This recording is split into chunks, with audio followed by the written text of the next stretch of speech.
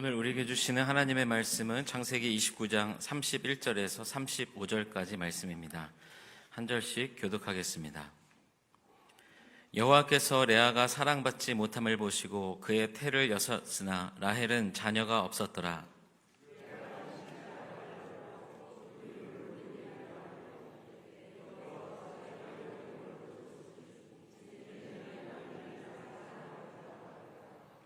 그가 다시 임신하여 아들을 낳고 이르되 여호와께서 내가 사랑받지 못함을 들으셨으므로 내게 이 아들도 주셨도다 하고 그의 이름을 시므온이라 하였으며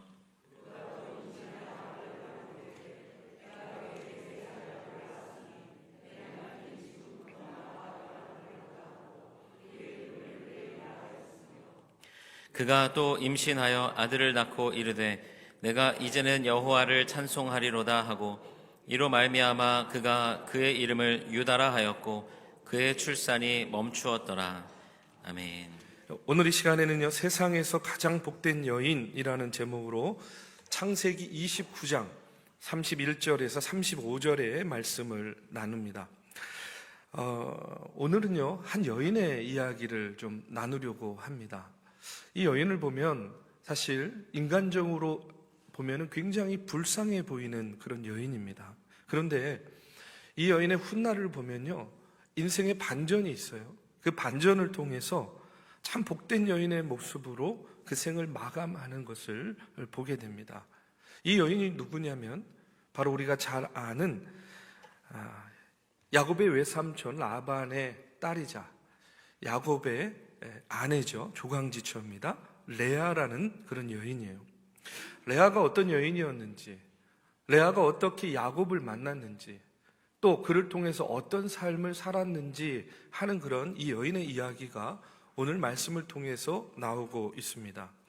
먼저 야곱이요, 외삼촌 라반의 집으로 가게 되었는데, 야곱이 라반의 집으로 가게 된 이유는 여러분 다 잘 아시죠? 야곱이 아버지 이삭을 속여가지고 형 에서가 받아야 될 장자의 축복을 가로채게 되죠. 이 일로 인해서 형이 화가 났습니다. 분노했습니다. 죽이겠다고 합니다. 그것을 어머니 리브가가 알고 야곱을 밧단 아람에 있는 삼촌 라반의 집으로 피신을 시키는 거예요. 그래서 이제 야곱이요, 밧단 아람에 있는 외삼촌 라반의 집에서 머물게 됩니다. 그런데 라반에게는요, 두 딸이 있었어요. 그 두 딸이 누굽니까? 바로 레아와 라헬이었습니다. 자, 오늘 17절의 말씀에 보면 레아에 대해서 이렇게 말씀을 이야기를 하고 있습니다. 레아는 시력이 약하고 라헬은 곱고 아리따웠다, 이렇게 나오고 있어요. 레아는 시력이 약했고 라헬은 곱고 아리따웠다. 여기서 시력이 약했다라는 이 히브리어 원어는요, 라크라는 단어입니다. 근데 이 라크라는 단어가 어떤 의미냐면 부드럽다, 온화하다, 연약하다 하는 그런 의미를 갖고 있어요. 그래서 성서학자들은요, 이 뜻에 따라서 레아에 대해서 어떻게 이야기하냐면 이 레아라는 여인이 내면적으로는 대단히 부드럽고 온화한 그런 성품의 여인이었다라고 이렇게 이야기를 해요. 근데 왜 굳이 시력이 약했다라고 이렇게 표현을 하고 있는가? 여러분 그렇잖아요. 이 눈이 잘 안 보이면 어떡하죠? 이게 찡그리게 되잖아요. 그렇죠? 예, 찡그리게 돼요. 그러니까 이 시력이 약했다라는 그 표현 속에는 어떤 의미가 있냐면 이 여인이, 레아라는 여인이 내면적으로는 온화하고 부드러운 성품을 갖고 있었지만 외적으로는 그리 아리따운 여인이 아니었다는 거예요. 그래서 라헬하고 비교하지 않습니까? 레아는 시력이 약했고 라헬은 곱고 아리따웠다는 거예요. 자, 야곱이 삼촌 라반의 집에 머물면서 그 마음이 어디로 향했습니까? 남자들 다 똑같아요. 예, 어디로 향하겠습니까? 예, 곱고 아리따운 라헬에게 그 마음이 향하게 되죠. 그래서 야곱은 라헬을 얻기 위해서 7년 동안을 삼촌 집에서 일을 합니다. 야곱이 라헬을요, 얼마나 사랑했는가 하는 것이 20절 말씀에 나오는데 이렇게 나와요. 야곱이 라헬을 위하여 7년 동안 라반을 섬겼으나 그를 사랑하는 까닭에 7년을 며칠같이 여겼더라. 이렇게 나와요. 얼마나 사랑했으면. 예? 1년이 하루 같은 거예요. 7년이 며칠같이 느껴졌다는 거예요. 야곱의 마음이 어떤 건지 아시겠죠? 네. 얼마나 좋았으면. 그래서 7년의 기한이 되어서 드디어 결혼을 하게 되었습니다. 첫날 밤 야곱이 설레는 마음으로 라헬을 기다리고 있습니다. 드디어 어스름 달빛에 그 어두컴컴한데 여인이 들어옵니다. 그리고 첫날 밤을 지내고 아침에 눈을 딱 떠보니까 아니 세상에 이 여인이 라헬이 아니라 누구였어요? 레아였습니다. 25절에 보니까 야곱이 아침에 보니 레아라. 라반에게 이르되 외삼촌이 어찌하여 내게 이같이 행하셨나이까? 내가 라헬을 위하여 외삼촌을 섬기지 아니하였나이까? 외삼촌이 나를 속이심은 어찌 됨이니까? 여러분, 신부가 바뀌었습니다. 어떻게 이런 일이? 7년을 며칠같이 일하면서 기다렸던 라헬. 근데 눈을 떠보니 라헬이 아니라 레아였어요. 야곱은 삼촌에게 분노합니다. 왜 거짓말했냐고 따지죠. 근데 이 라반이 또 대단하신 분이에요. 이 라반이 이야기합니다. 우리 전통에는 동생보다 언니를 먼저 보내는 것이 전통이다. 그리고 7일을 더 채워주면 라헬을 아내로 줄게. 그리고 거기서 멈추지 않습니다. 그리고 앞으로 7년 동안을 더 일을 해달라, 섬기라 라고 이렇게 이야기하는 거예요. 야곱의 마음에는 지금 누구밖에 없어요? 라헬밖에 없는 거예요. 7년을 며칠같이 일했으니 뭐 라헬을 얻는다면 7년 더 일하는 거 뭐 유도 아니겠죠. 그렇게 하기로 했습니다. 30절에 보니까 야곱이 또한 라헬에게 들어갔고 그가 레아보다 라헬을 더 사랑하여 다시 7년 동안 라반을 섬겼더라. 이렇게 나와요. 참 야곱이요, 장가 한번 가는 거 이렇게 힘듭니다. 그렇죠? 그런데 어쨌든 야곱이 우여곡절 끝에 자신이 사랑하는 여인 라헬을 아내로 얻게 되었어요. 근데 이런 표현이 적절하지는 않지만 야곱 입장에서는 라헬을 얻었고 또 덤으로 누구까지 얻은 거예요? 레아까지 얻은 거예요. 사실은요, 레아가 조강지처입니다. 그렇죠? 자, 그런데 이 말씀을 읽을 때마다 항상 드는 의문이 있어요. 그것은 뭐냐면 정말 야곱이 몰랐을까? 그 밤에 야곱이 정말 몰랐을까? 여러분 어떻게 생각하세요? 야곱이 몰랐을까요? 이 여인이, 지금 이 침소에 들어온 여인이 라헬이 아니라 레아라는 것을 몰랐겠냐는 거예요. 7년을 며칠같이 라헬만 바라보고 라헬만 쫓아다니고 그냥 바라만 봤겠습니까? 손도 잡았을 거고요.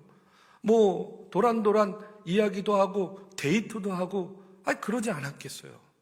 그런데 어떻게 몰랐을까? 저는요, 몰랐을 리 없다고 생각해요.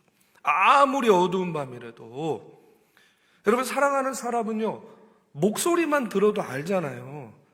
저는 저희 아내가요, 밤에 제 옆에 누우면서 한숨 한번 탁 쉬면요, 아, 오늘 아내의 기분이 좋으시구나. 아니면 오늘은 뭔가 좀 불편한, 심기가 불편하구나. 그냥 숨소리 한 번만 탁 들어도 알거든요.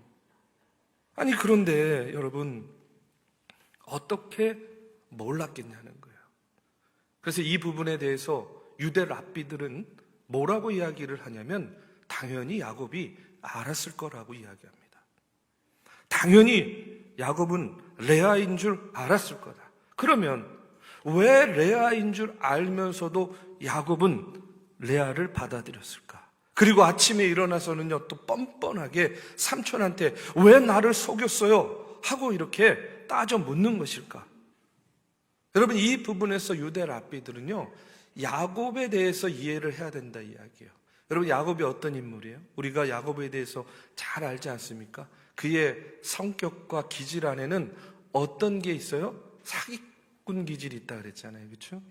자기가 원하는 것, 자기가 얻고자 하는 것, 소유하고자 하는 것은 수단과 방법을 가리지 않고 늘 갖고 소유하였던 그 야곱의 꼼수, 야곱다움이 여기에서 발휘된다는 거예요.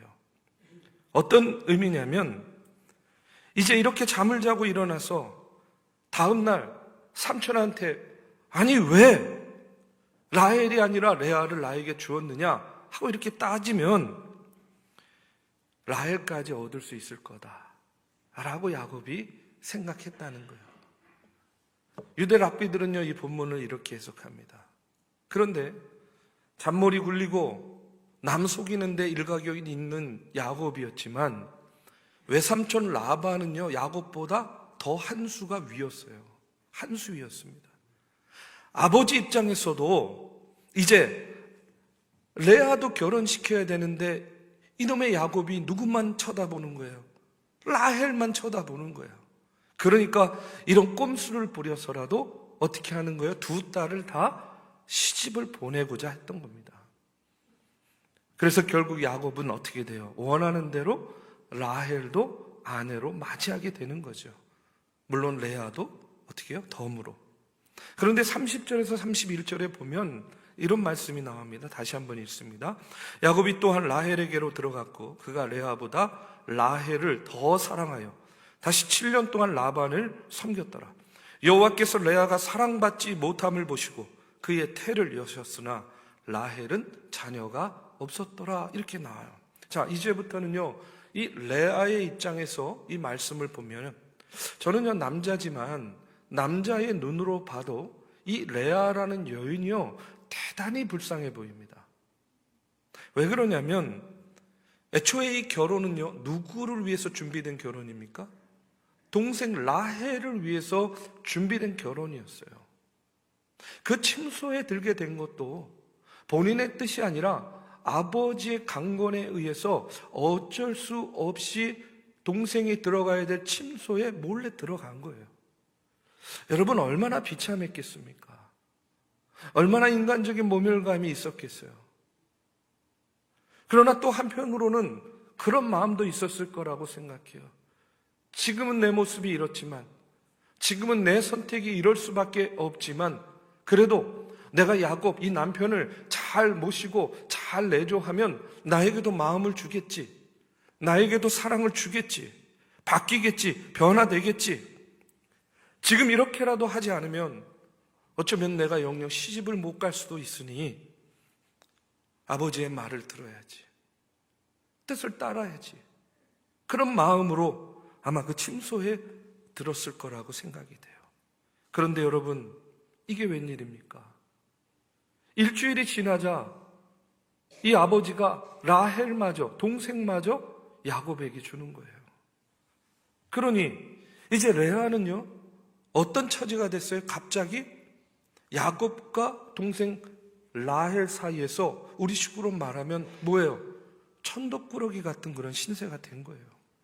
아니 자기가 조광지천데 여전히 야곱은 라헬만 사랑합니다. 여전히 야곱은 라헬만 바라봅니다. 그러니 여러분 성경에 나오는 이 레아의 모습을 보면 얼마나 불쌍합니까? 얼마나 불행해 보입니까? 얼마나 안타까운 모습이에요. 요즘에 오은영 박사가 진행하는 결혼지옥이라는 그런 프로그램이 있는데 저도 가끔 봅니다. 그런데 여러분 레아야말로 정말 결혼지옥 아니겠어요? 만약 여러분이 레아라면 이런 상황 가운데 여러분 어떤 선택하시겠어요? 예, 말씀은 하지 마시고 마음속으로만. 여러분이 레아라면 여러분은 어떤 선택하시겠습니까? 그런데 놀라운 것은 반전이 일어나고 있어요. 어떤 반전이 일어나냐면 31절에 보니까 뭐라고요? 여호와께서 레아가 사랑받지 못함을 보시고 그의 태를 여셨으나 라헬은 자녀가 없었더라. 이렇게 나와요. 먼저는 하나님께서 레아가 사랑받지 못함을 보셨다라고 이렇게 나오고 있어요. 여러분 하나님이 그녀의 아픔을 보셨어요. 그녀의 절망을 봤습니다. 그녀의 고통을 보고 계셨다는 거예요. 하나님이 우리를 지켜보고 계신다라는 거, 이거 별거 아닌 것 같죠? 저는요, 우리가 이 땅을 살면서 우리가 누리는 가장 큰 복이 뭐냐? 하나님이 저와 여러분을 보고 계시다는 거예요. 이게 너무너무 중요한 겁니다. 우리는 하나님이 나를 지켜보신다는 것이 어떤 의미이고 얼마나 큰 은혜이고 얼마나 큰 복인지를 잊고 살 때가 너무나 많아요. 우리의 삶 가운데 일어나는 고통과 절망이 있고 좌절이 있어요. 그것도 문제죠. 빨리 해결해야 돼요. 해결하고 싶어요. 근데 여러분, 더 큰 문제가 뭔지 아십니까? 분명 내 삶에 고통과 절망과 좌절이 있는데 하나님이 나와 함께 계시지 않는 것 같아요. 하나님이 나에게 대해서 무관심한 것 같아요. 여러분, 이게 더 큰 문제라는 거예요. 근데 우리는 그것을 생각하지 않아요. 하나님이 지금 나를 지켜보고 계신다는 것이 얼마나 큰 복인지를 잊고 살 때가 너무 많다는 거예요. 여러분, 욥기를 읽어보시고 다윗의 시편을 읽어보시면 욥도 그렇고 다윗도 그렇고 그 정말 처절한 절망, 그 처절한 고통과 아픔 가운데 그들이 절규하면서 하나님께 기도합니다. 그런데 그들의 기도를 자세히 보면요, 그들이 가장 염려하고 가장 간절히 기도했던 것이 뭔지 아십니까? 하나님, 내 삶에 처한 이 고통, 이 환난을 빨리 제하여 주세요. 하나님, 내가 지금 죽을 위기에 처해 있는데 나를 건져주세요. 이런 고백도 있죠. 그런데 좀 더 자세히 읽어보면요, 욥도 다윗도 한결같아요. 제일 걱정했던 건 뭐냐면, 혹시 하나님 나를 잊고 계신 거 아닌가요? 혹시 하나님, 내가 지금 이런 절망과 고통 가운데 있는데 나에게 무관심하신 거 아닌가요? 여러분, 그들은요, 가장 중요하게 생각하고 가장 두려워했던 게 뭐냐면 하나님의 무관심이었어요. 내가 당하는 고통, 내가 당하는 절망, 내가 지금 겪고 있는 환난, 내가 얼마든지 이겨낼 수 있을 것 같아요. 그런데 하나님, 혹시 하나님 나를 잊으신 거 아니죠? 혹시 하나님 나에게 무관심하고 계신 거 아니죠? 여러분, 욥도 다윗도 가장 두려워했던 것은요, 바로 하나님의 무관심이었다는 거예요. 그런 의미로 보면 하나님이 우리를 지켜보고 계신다는 거, 여러분, 이것보다 더 큰 은혜가 어디 있겠냐는 거예요. 이것보다 더 큰 복이 어디 있겠냐는 겁니다. 레아를 보십시오. 이 레아라는 여인, 참 불쌍해 보이죠. 그런데 레아가요, 저는요, 복받은 여인이라고 생각이 돼요. 오늘 말씀을 준비하고 묵상하면서 제목을 어떻게 정할까 이렇게 고민하다가 어느 순간 제 마음 가운데 훅 들어온 게 뭐냐면, 그래, 인간적으로는 불쌍해 보이지만 레아라는 이 여인이야말로 복된 여인이었구나. 이걸 다시 한번 깨닫게 됐어요. 왜 그렇습니까? 남편 야곱은 그를 사랑하지도 그를 보지도 않았지만 하나님께서 그녀를 지켜보고 계셨다는 거예요. 여러분, 우리의 삶의 문제가 언제 풀려나가는지 아십니까? 우리가 평안하지 못할 때, 우리가 사랑받지 못할 때, 우리가 고통 가운데에 있을 때에 우리를 바라보시는 그 하나님의 역사를 통해서 우리 삶에 얽혀져 있는 이 실타래가 하나하나 풀려나가는 거예요. 그렇기 때문에 여러분, 하나님이 나와 함께 계시고 하나님이 나를 돌보시고 지켜보신다는 것이요, 너무나 큰 은혜요, 엄청난 은혜임을 우리가 절대로 잊어서는 안 된다는 겁니다. 자, 하나님이 지켜보신 다음에 어떻게 했냐면 레아의 태를 여셨다는 거예요. 자, 이제 아들을 낳기 시작합니다. 첫째가 누구냐면 르우벤을 낳았어요. 그런데 여러분, 이 여셨다라는 말이 히브리어로 입타흐라는 단어입니다. 근데 이 입타흐라는 단어의 의미가 뭐냐면 풀다, 시작하다 하는 그런 의미가 있어요. 하나님이 레아의 태를 여시는 순간 이제 그녀의 인생이 풀리기 시작하면서 아들을 낳았는데 그가 누구라고요? 르우벤이에요. 32절에 보니까 레아가 임신하여 아들을 낳고 그 이름을 르우벤이라 하여 이르되 여호와께서 나의 괴로움을 돌보셨으니 이제는 내 남편이 나를 사랑하리로다 하였더라. 이렇게 나와요. 르우벤이라는 이름의 뜻, 의미가 뭐냐면 이거예요. 보라, 아들이라. 이게 르우벤이라는 이름의 뜻이에요. 그러니까 쉽게 말해서 아들을 낳고요, 이런 거예요. 봐! 아들이야! 레아가 이렇게 외친 거예요. 봐! 아들이야!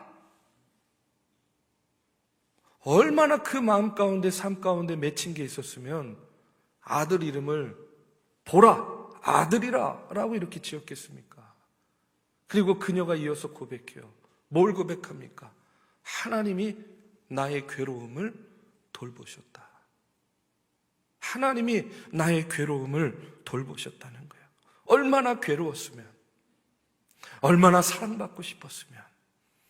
여러분, 이 하나의 고백을 통해서 레아의 마음, 이 한 여인의 한이 느껴지십니까?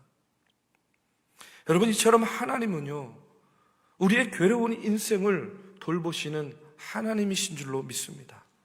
지난 세월 돌아보면 우리가 심각한 인생의 위기 때마다 하나님은요, 우리와 함께 계시고 우리를 찾아와 주시고 우리의 괴로움을 돌봐 주셨어요. 과거에도, 현재에도, 그리고 앞으로도요, 하나님은요, 우리의 괴로움을 돌봐 주시는 그런 하나님이신 줄로 믿습니다. 우리가 왜 괴로움 가운데 하나님의 이름을 부르고 왜 하나님을 찾고 믿고 의지하고 기도해야 되느냐? 그래야만 우리가 우리의 괴로움을 돌보시는 하나님을 만날 수 있기 때문에 그래요. 여러분, 기도하시기 바랍니다. 하나님, 나와 함께 계심을 믿습니다. 하나님이 나의 괴로움을 이제까지 돌봐주신 줄로 믿습니다. 두 번째로 누구를 낳았냐면 시므온을 낳았어요. 33절에 보니까 그가 다시 임신하여 아들을 낳고 이르되 여호와께서 내가 사랑받지 못함을 들으셨으므로 내게 이 아들을 주셨도다. 시므온은요, 뜻이 뭐냐면 그가 들으셨다라는 그런 의미예요. 무엇을 들으신 거예요? 자신이 사랑받고 있지 못함을 들으셨다는 거예요. 세 번째로는 레위를 낳았습니다. 34절에 보니까 그가 또 임신하여 아들을 낳고 이르되 내가 그에게 새 아들을 낳았으니 내 남편이 지금부터 나와 연합하리로다 하고 그의 이름을 레위라 하였다. 레위의 이름이 뭐냐면 화해, 연합이라는 뜻이에요. 여러분, 레아에게 있어서 가장 간절하고 중요한 기도 제목이 뭐겠습니까?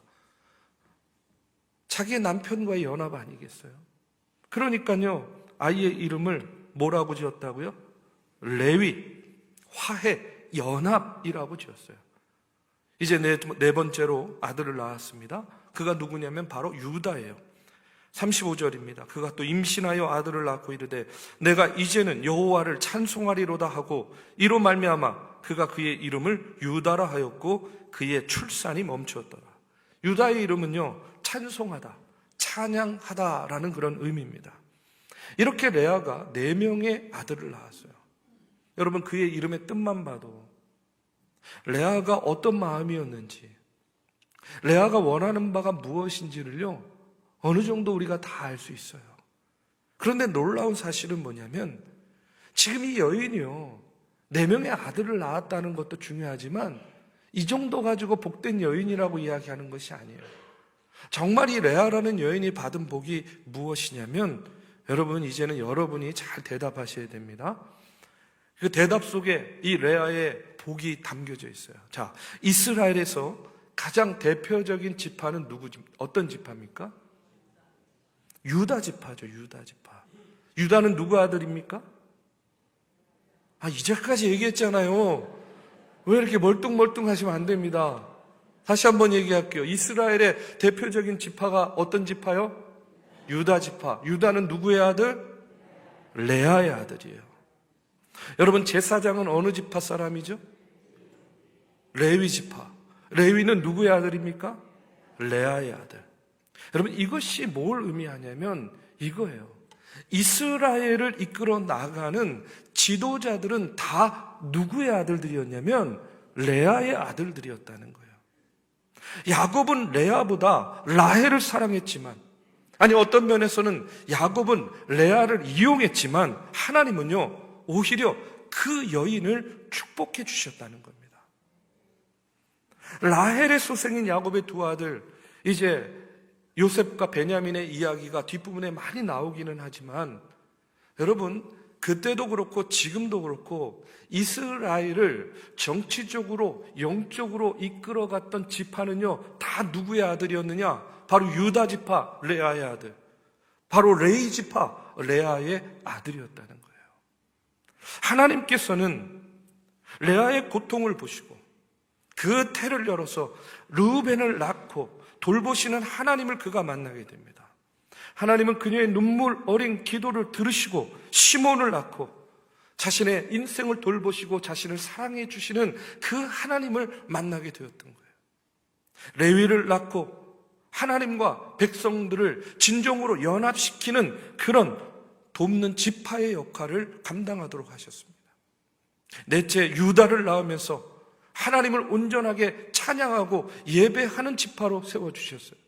우리가 잘 알듯이 영원히 찬송할 예수 그리스도는요 어느 지파에서 나왔습니까? 유다 지파에서 나왔다는 거예요. 레아는 불행해 보이고 불쌍해 보이는 여인이었지만 이렇게 하나님의 섭리를 통해 하나님이 그를 돌보시고 하나님이 그와 함께 하실 때에 그의 삶이 어떻게 됐습니까? 반전의 역사가 일어났다는 거예요. 저는 오늘 말씀을 묵상하면서 오늘 우리의 인생이요 레아와 같다 하는 그런 생각을 합니다. 여러분, 레아가 불쌍해 보입니까? 분명 인간적으로 보면 불쌍한 여인인 건 맞아요. 불행하기 짝이 없는 여인입니다. 그러나 영적인 눈으로 보면 저는요 세상에서 가장 복된 여인이 레아라고 생각해요. 왜 그러냐? 복된 인생은 고통 속에서 자신의 복을 키워나가는 거예요. 누구와 함께? 하나님과 함께. 다시 한번 말씀드립니다. 복된 인생은 고통 속에서도 자기의 복을 키워나가는 거예요. 하나님과 함께. 하나님께서 오늘 우리에게 주시는 교훈이 바로 여기에 있다고 믿습니다. 인생의 진정한 복은 누가 주시는 거예요? 하나님께서 주시는 겁니다. 인생의 진정한 복은 하나님이 함께 하시는 것이 진정한 복이다 하는 사실을 여러분 믿으시기를 주님의 이름으로 축복합니다. 지금 여러분의 삶이 막혀 있는 분도 계시죠. 건강하게 지내다가 갑자기 건강검진 받았는데 암이 발견되고 또 질병이 발견돼서 참 그 마음 가운데 낙심이 있고 절망 가운데 있는 분도 계십니다. 가정에서 일터에서도 아무도 나를 알아주지 않고 그리고 사랑받지 못해서 외로움과 절망에 빠져 있는 분도 있습니다.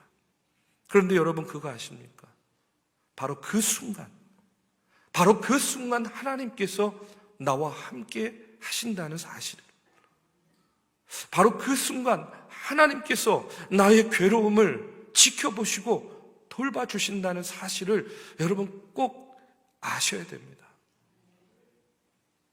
나는 지지리도 복이 없어. 왜 이렇게 나는 하는 일마다 안 돼? 근데 여러분 보십시오. 하나님이 함께 하시는 것이 진정한 복이고요. 내 때에 안 되면 내 자녀 손을 통해서라도 하나님께서 우리의 삶 가운데에 축복을 주시는 하나님이시다 하는 사실을 여러분 우리가 믿어야 돼요. 오늘 불행해 보이지만 하나님의 섭리 가운데에 이렇게 복된 인생, 그 인생의 반전을 이룬 이 레아와 같이요, 저는요 저와 여러분 우리의 삶을 돌보시는 하나님과 함께 이런 복된 인생을 세워 나아가시기를 주님의 이름으로 축복합니다. 저는요 늘 그런 생각해요. 우리의 인생이라는 것이 끝날 때까지 끝난 게 아니다라고 생각합니다. 지금 흥하고 지금 잘 된다고 해서 교만하지 않아야 되는 이유가 거기 있는 것이고요. 지금 내 삶이 막히고 지금 내 삶이 고통과 절망 가운데 있다고 해서 그저 주저앉아 있어도 안 되는 이유도 거기에 있는 거예요. 끝날 때까지 끝난 게 아닙니다. 우리를 지키시고 우리의 괴로움을 돌보시는 하나님께서 함께 하시는 한 여러분 우리 삶 가운데에도 우리가 생각하지 못한 이 레와와 같은 인생의 반전의 역사가 있을 줄로 믿습니다. 그런 믿음과 그런 마음을 가지고 우리가 늘 하나님과 동행하는 믿음의 여정을 걸어 나아가시기를 주님의 이름으로 축복합니다.